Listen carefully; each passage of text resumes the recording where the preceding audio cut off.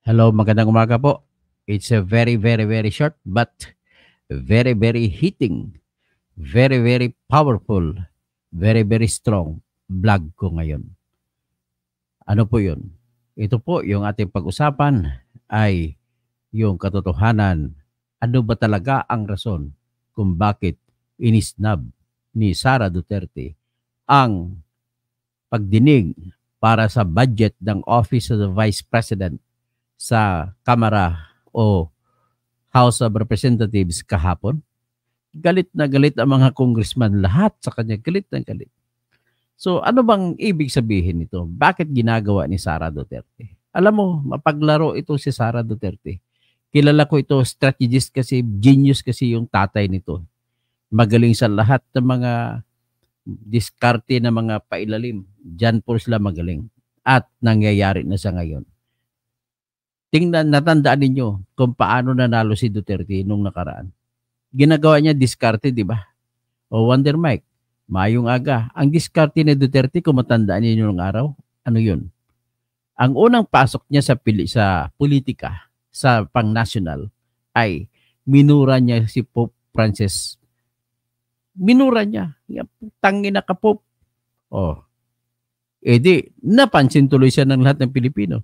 Ganun po ang diskarte ng mga, ang galing ng mga PR gimmick ni Digong Duterte. Ginagawa na ngayon po ni Sara Duterte. Hindi pa ba nakabantay ang mga oposisyon?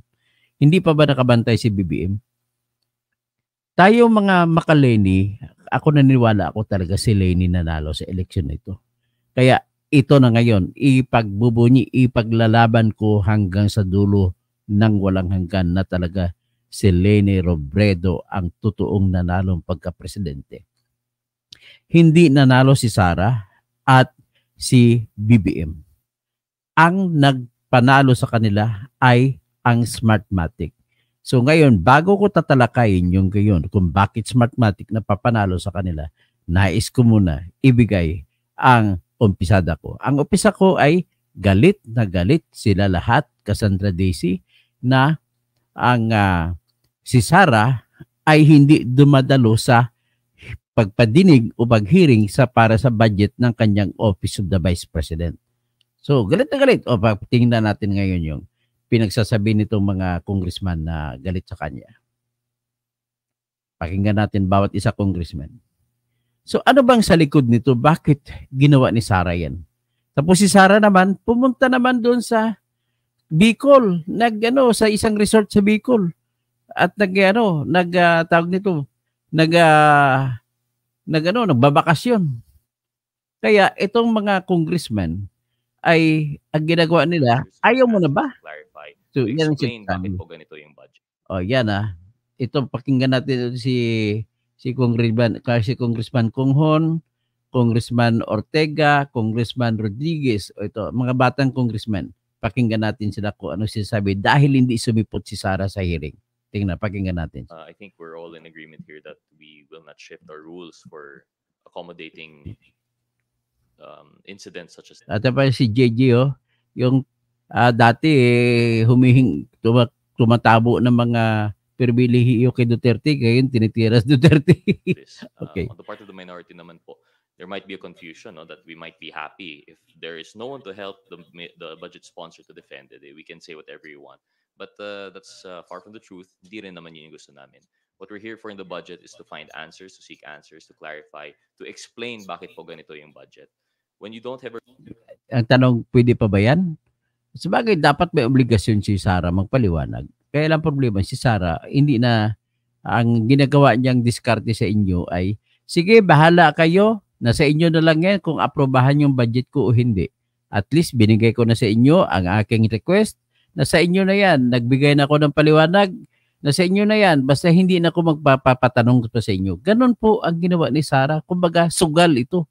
Anong sugal ni Sara dito? Ito'y isang hamon. Di ka Sara challenge. Tingnan natin mamaya ipaliwanag ko. resource person around to aid the budget sponsor, not so much as to defend, but to to put substance into the budget.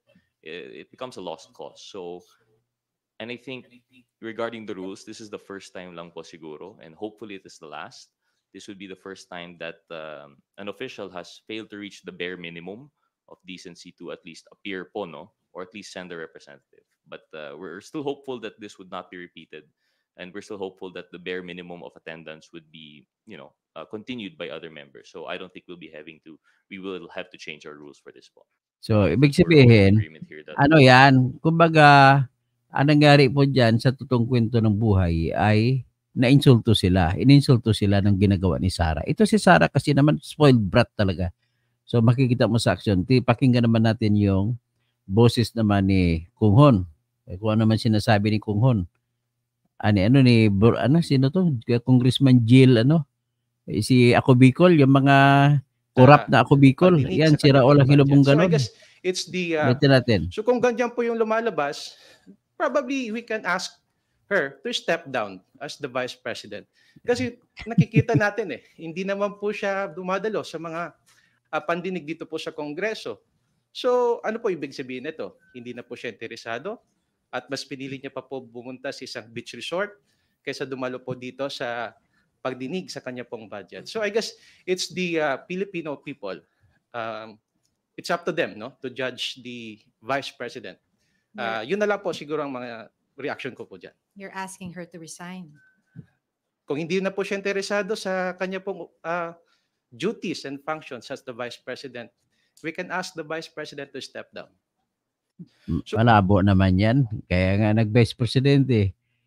Sa inyo lang yan. Ang puntos naman niya ay kung ayaw niyo ang purbahan budget ko, bahala kayo. Nasa inyo na lang yan. O, ito naman si Sarah. Tinira pa rin siya ulit dito ni House Deputy Speaker Representative J.J. Suarez. Ito si J.J. Suarez, kung sila ni Sarah pag-usapan, ay walang utang na loob. Ang daming pabor na kuha nito sa mga Duterte. Noong panahon si Duterte yung presidente. Ayan, sinabi, di na-enter si J.J. Suarez. Yan ang gobernador ng Quezon na walang prinsipyo na tao. Ito naman. Okay pa ito. Okay lang to si mas bilib ako to kay Raul Manuel. Yan. Si Raul Manuel naman, we waited for 17 hours bapas BP Sara's dodging of budget debates, clear betrayal. Sa kanya, tingin niya, ay tinraidor yung pagtiwala ng taong bayan dahil hindi nagpakita si Sara Duterte. Well, it is a matter of opinion. On the other side, mag-argue naman si Sara, hindi po. Kaya ako hindi pumunta kasi pinapakita ninyo na ang laging sagot ni Sara, pinopolitikan nyo na ako. Ang purpose nyo dito ay kay tambalos-los kayo. Ito naman si Sara. Tingnan nyo si Sara kung anong ginagawa. Andyan, nagpa-picture pa sa beach. Saang beach ba ito? Sa Camarines Norte. Saka sa Legazpi Albay, pumunta din siya doon. So, ano bang beach ito sa Kwan? Ang ganda ng beach yan yan. So nakita ninyo, anong diskarte ng babaeng ito? Ay, buhay talaga. Yan. So ngayon, pero sa oras na yan, sa Calagwas Island siya, sa Bicol, sa Camarines. So Calagwas, ibig sabihin talagang sa totoo lang, kung ako tanongin, sinadya ni Sara yan eh.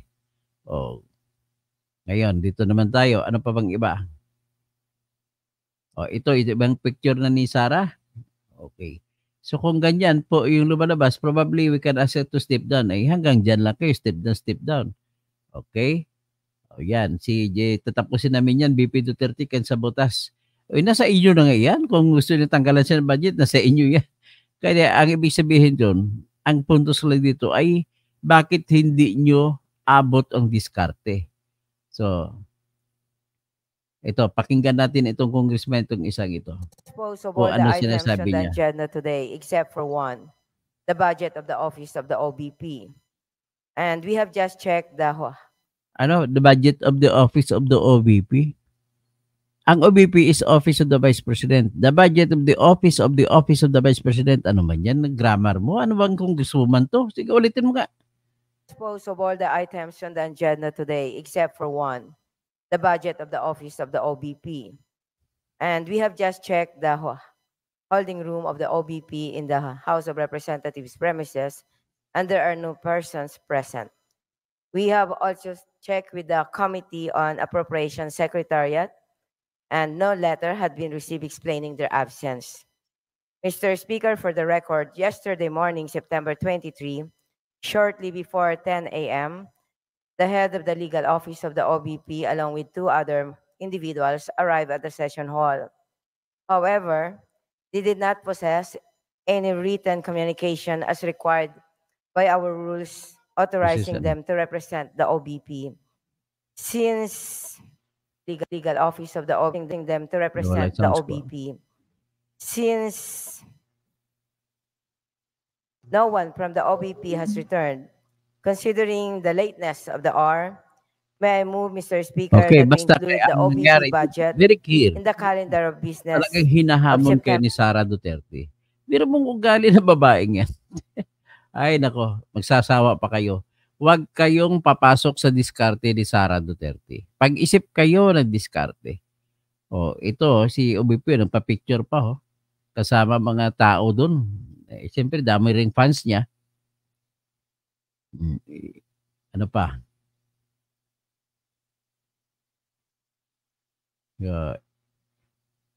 Ito, sabi ng mga kwan, betrayal of public trust. Well, it's an argument. Argumento yan kung kwan.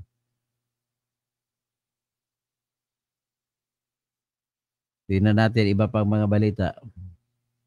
Yan na, si Congressman Bungalon, na yung kasama niya ay si Eddie Elizaldico, namang number 1 magnanakaw na congressman.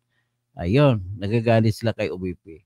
So, isa lang po ang aking sinasabi rito. Ang sinasabi rito, kalkulado na galaw ito ni Sara Duterte. At ito po yung katibayan na sa sinasabi ko na nagkaroon talaga ng dayaan sa Smartmatic. Okay? Kung nagkaroon ng dayaan sa Smartmatic, ano naman ang ating pruweba na nagkaroon ng dayaan sa Smartmatic? Ito ang aking ipakita unang ipakita na ebidensya na si Leni talaga nanalo diyan, hindi sa Smartmatic ng pinanalo nila ni BBM. Yan ang aking yan ang aking ipinipilit. Ito ang aking unang ito ang aking unang ebidensya. Sa mga rally ni Leni Robredo, walang kasing puno kagaya sa ganitong ganitong rally na to. Ito tingnan ninyo. Palakihin natin yan. Okay? So ito yan. Punong-puno yan, Leni Robredo yan,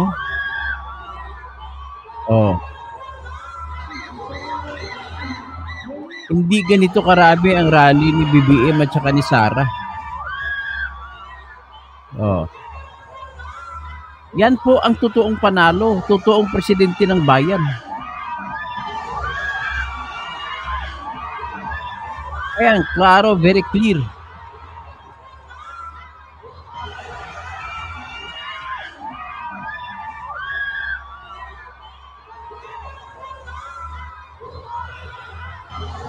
So, yan po ang very clear kung bakit.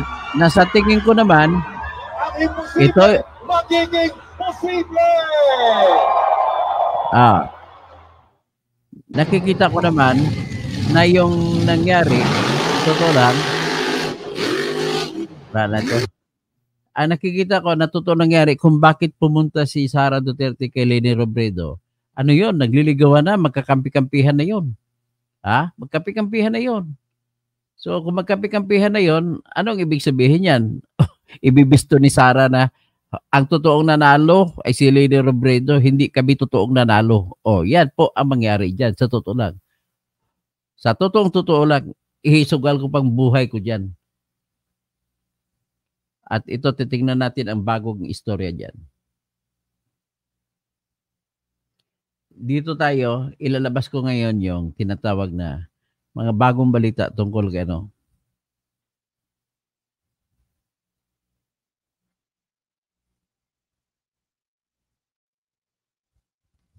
Okay. Ito sinabi ni Tientrayo, si General Eliseo Rio. Papakita natin.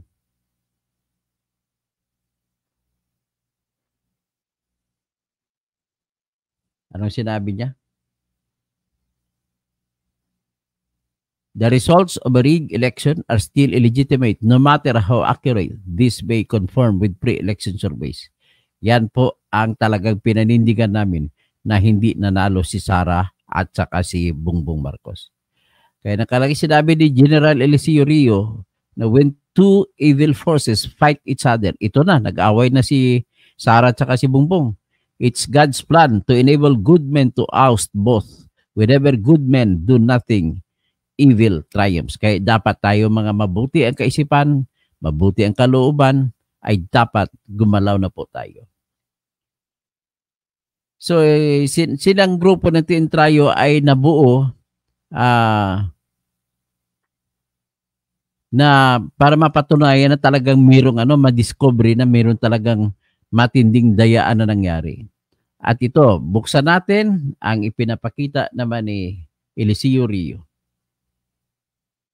Nakalagay dito, kung pag tinignan nyo ito sa malaki, palakihin ko Okay.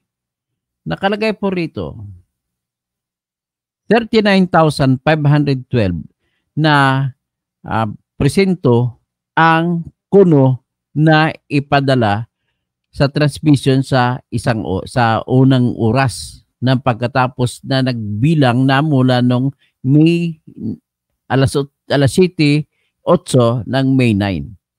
So ito naman nangyari. Itong nakita, detalye pinapakita ko sa inyo ay galing ito sa detalye ng COMELEC. So makita nyo yan, evidences from COMELEC's website show the 2022 election was rigged. O bakit? Nasasabi namin.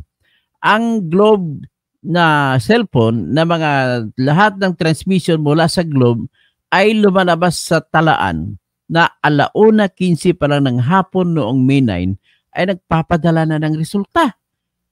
Ang eleksyon, 7:00 pa lang matatapos, magsasara ang pinakamaaga na magsasara ang mga presinto. Bakit 1:00 pa lang may resulta na pinadala?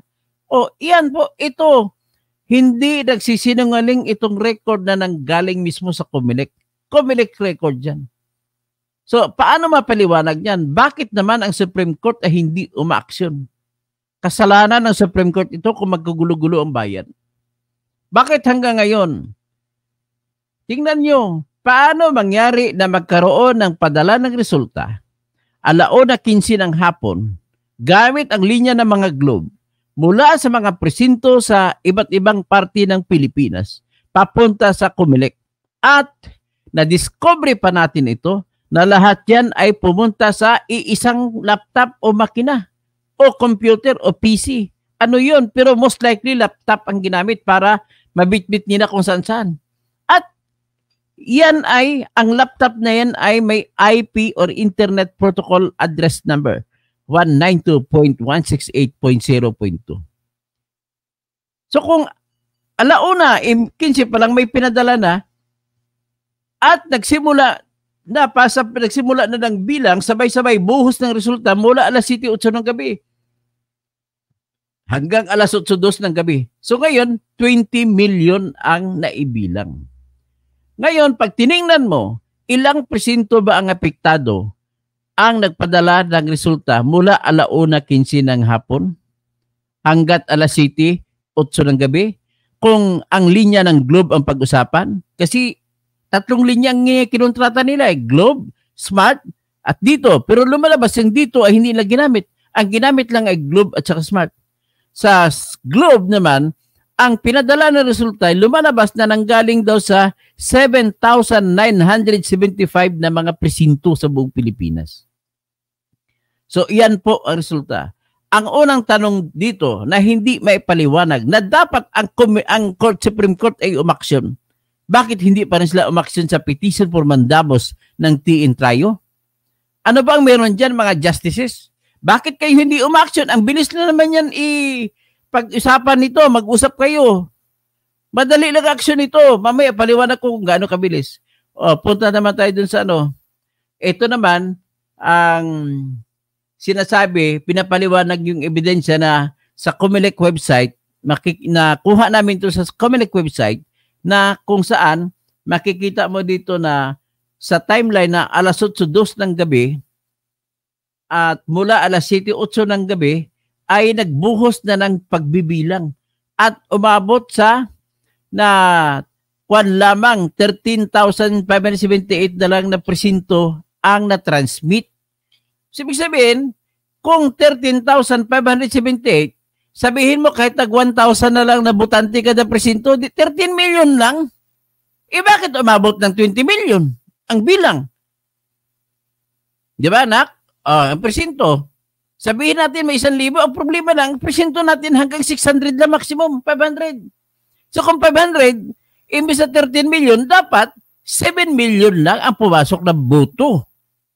Naku, talagang, ito na ebidensya na ito eh.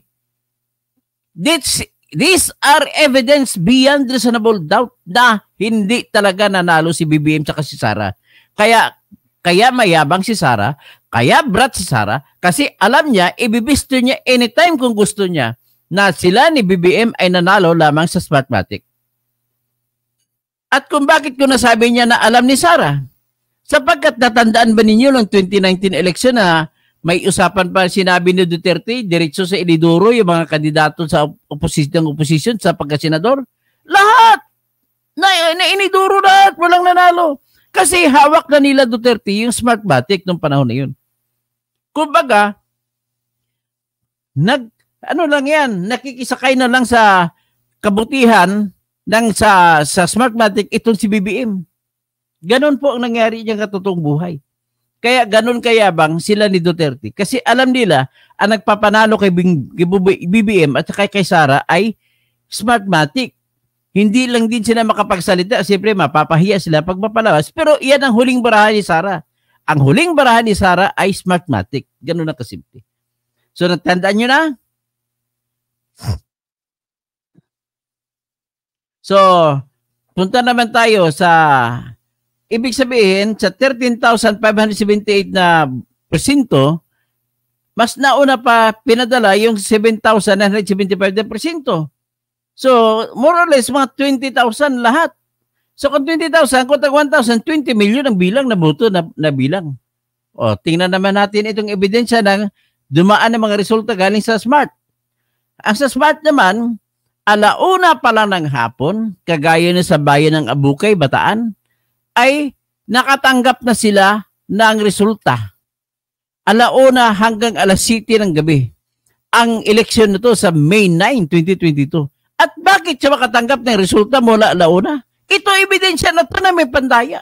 Ebidensya mismo na galing sa COMELEC. Ano pang gagawin natin dito? Hindi naman tayo magre-rebuild din ito.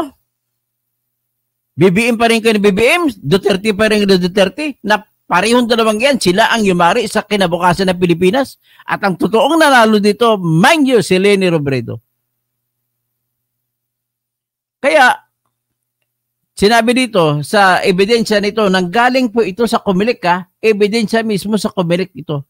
There was an illegal device that sent data to this Municipal Board of Canvassers ng Abukay bago magsara ang mga presinto sa Abukay. Okay, next.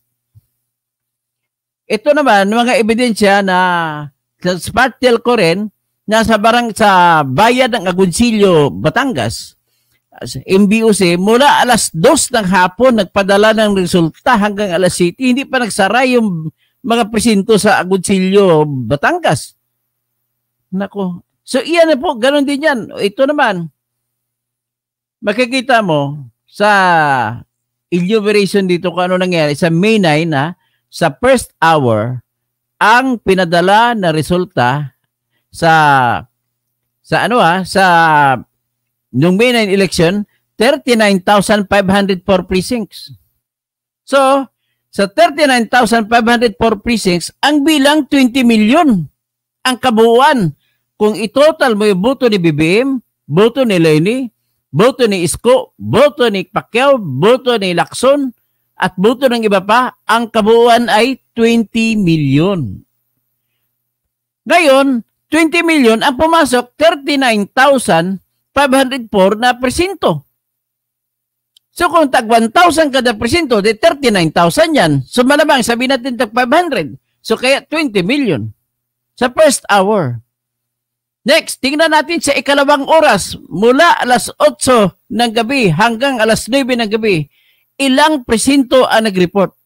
Ang nag-report po ay 65,302 na presinto. Pero bakit 13 million lamang ang boto? Sige nga, ipaliwanag ninyo na 65,000 na ang pero mas maliit ang bilang. Ganun po, mga ebidensya natin hanggat sa dulo yan. Ay, kabuang. So ito ngayon, makikita nyo talaga, all the video technical, pero ito, papakita ko sa inyo yung diagram na ito. Ito pong diagram na ito nagpapakita. Ito, yung may tinatawag na sa kada presinto, sa ilalim, makita mo, before BCMs, ang big sabihin na BCMs, yun po makina sa kada presinto na nag-transmit, na nagpadala ng resulta bago mag-alas 7. Nagpadala doon sa gateway na ito, sa gateway na mula alauna ng hapon nagpadala na. At ito, sa gateway, may katabi na bago pumunta sa man in the middle na ito yung may IP address na 192.168.0.2. At mula dyan sa 192.168.0.2, mula alas 7:08 ng gabi, pinadala dito sa Municipal Board of Canvassers o City Board of Canvassers na computer. At nabilang yan 20 million lahat. Ganun po nangyari. Kasi dito, inipon muna, mula alauna ng hapon hanggat alas 7 ng gabi, inipon muna yung mga resulta dyan sa resulta na peke. Siyempre, wala pang eleksyon Bakit nagkaroon ng resulta? So, inipon muna yung mga buto dyan bago ibinuhos pagdating alas 7:08 ng gabi. So, iyan po ang nangyari. Naku talaga. O ito, ano na lang ito, pang-suporta na ebidensya na kung saan, bakit kung buto lahat ni BBM mula umpisa na pag-report hanggang sa dulo 60% lagi ang lamang niya kumpara sa buto na nakuha niya. Tapos si Lenny 27 or 29% lagi. Si Pacquiao ay 5% lagi. Si Isko 4% lagi. Si Ping Lacson 2% lagi. O yung iba pa. So ibig sabihin, gano'n na nakikita nyo. At yan lamang po ang aking may pakita sa inyo na talagang may ebidensya ng beyond reasonable doubt na pandaraya. Na yung bigat sa mga kapsat ko. So ito na ngayon. Nagsampa ang tiin trio ng mandamus petition. Nung una, pagsampa nila, napilitan ngayon inutusan ng Supreme Court ang COMELEC na sumagot. Inutusan din Supreme Court ang Smartmatic na sumagot. Inutusan din ng Supreme Court ang Smart at saka Globe at saka dito na sumagot. Ni isa sa kanila walang sumagot. So anong ginawa? Itong COMELEC, imbes na sumagot, nag-upload sila ng tinatawag na transmission logs. Buksan natin ang transmission logs para makita ninyo. O ito para masundan ninyo, ipakita ko sa inyo yung website ng COMELEC. So, yan ang website ng COMELEC. Tingnan ninyo. Bababa tayo. Tingnan natin dito yung transmission logs during May 9, 2022. Yan. Nakita nyo sa katabi ng litrato ni George Garcia na the most corrupt election commissioner, election chairman. So i-click natin to, Pag mag-click, makita nyo ganon. So ang gagawin natin is i-click itong list of VCM received during first hour of transmission. Dito i-click natin yan. Pag pindik natin yan, lalabas ngayon. Dalhin ko kayo kung sa window na kung anong lumabas. Okay. Ito, dadalhin ko sa window na kung anong lumabas. Ito pong labas nito.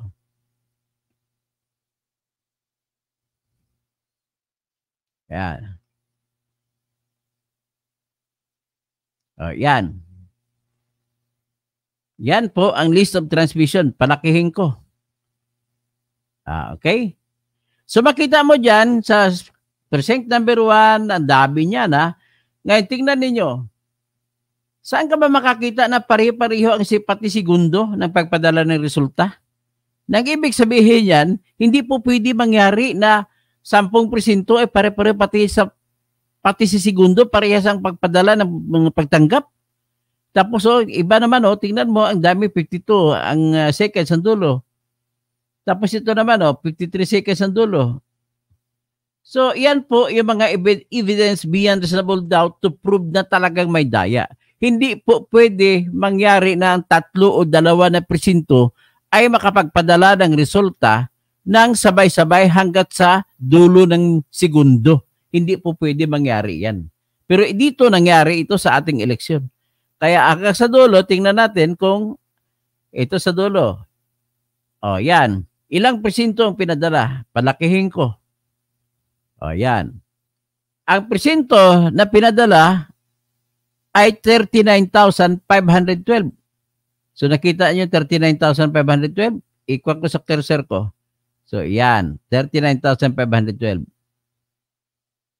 So, ang number of votes ng pinakahuli na presinto na padala ay 696 voters lamang.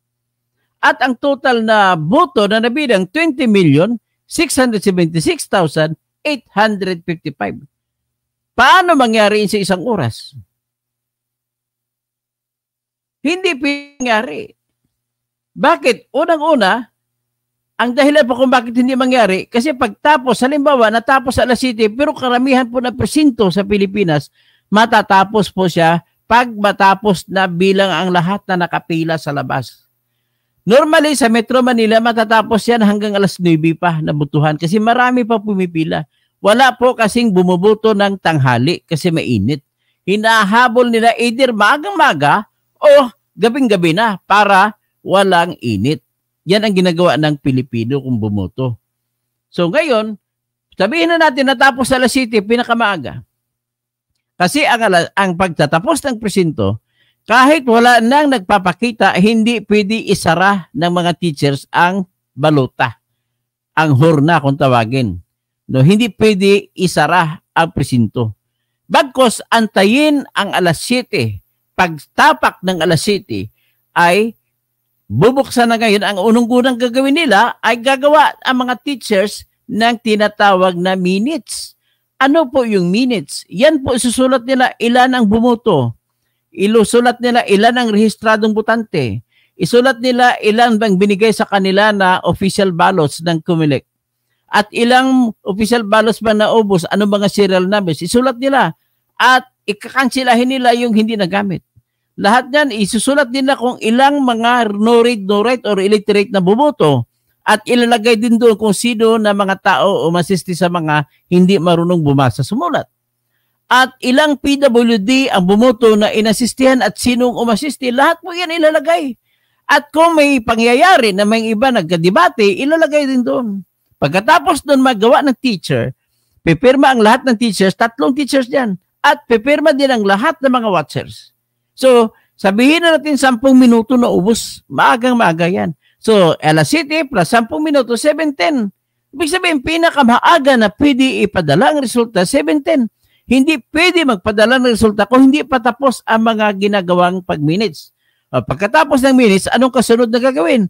Ang kasunod po na gagawin ay magano sila, may mga ikansila, ipapasok pa sa baluta yung mga kansilado, pati mga bang papel.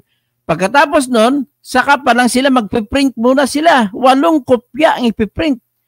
National candidates, ipiprint. Sa demonstration YouTube ng COMELEC, ang national ay gagamit ng 1 minuto bago mo maubos. Ang local naman ay 30 seconds. So kung 8 kopya, 1 minute times 8, that is 8 minutes plus 30 seconds times it, that is 4 minutes.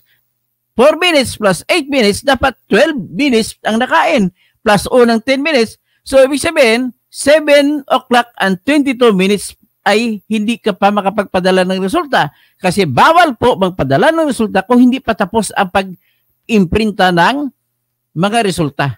So ngayon, ang pinakahuling resulta na i-imprinta ay ikakabit pa sa dingding ng eskwelahan sa loob ng kwarto. At imbitahin ang lahat ng mga watcher, lahat ng mga tao na gusto kumuha, kukunan nila ng litrato sa cellphone nila yung resulta na naka-imprinta, na nakakabit, nakapaskil sa dingding ng kwarto ng presinto. So, ibig sabihin, mahaba na yung 7:30 para pinakamaaga na yun para makaboto. So, ano ngayon na nangyari? Bakit? 7:08 pa lang may botohan na. So, yan po ang punto de vista dito. Na talagang beyond reasonable doubt, talagang hindi nanalo sa fair and square na bilang at nausapin si BBM at saka si Sara. At because of that, nababasa ko ang galaw ni Sara, hinahamon si BBM, mga grupo ni BBM. Sige, tirahin nyo ako, ilalabas ko ngayon. Parang ganun lang ibig sabihin. Kaya ganun katapang si Duterte. Kasi may hinahawakan silang alas.